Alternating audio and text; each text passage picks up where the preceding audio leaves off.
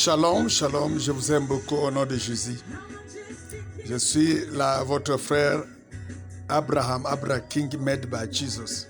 Ce matin, Dieu a mis, l'Esprit de Dieu a mis à cœur, dans mon cœur, un passage biblique que je voulais partager avec vous. Ça va vous édifier, ça va vous aider. C'est dans Hébreux, chapitre 10, verset 36. La parole de Dieu dit: car vous avez besoin de la persévérance, afin qu'après avoir accompli la volonté de Dieu, vous obteniez les promesses. Vous voyez, la persévérance nous amène à accomplir la volonté de Dieu.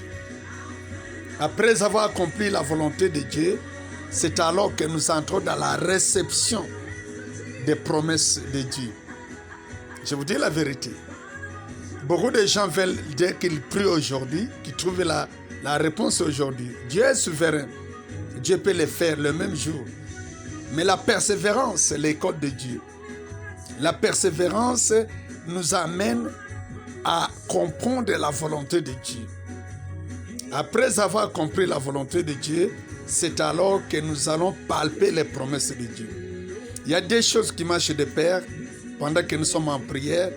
La première, c'est la volonté parfaite de Dieu. Et la seconde, c'est les temps favorables de Dieu. La volonté de Dieu marche de pair avec les temps de Dieu. Vous voyez, je peux vous donner l'exemple, une petite fille de 12 ans, vous remarquez dans sa poitrine, il y a des petites boulettes là, noires. Ce sont les seins. Elle a 12 ans. Pourquoi Dieu a placé les seins en elle?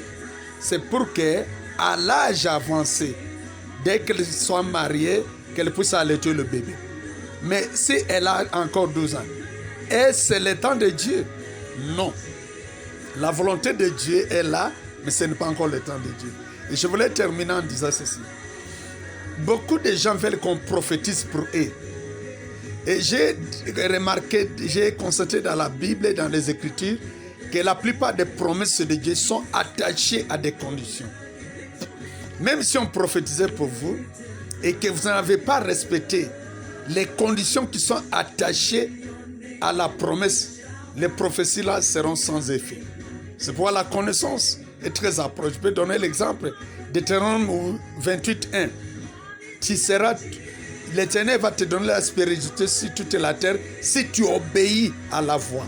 Mais si tu n'obéis pas, on prophétise, ça sera néant.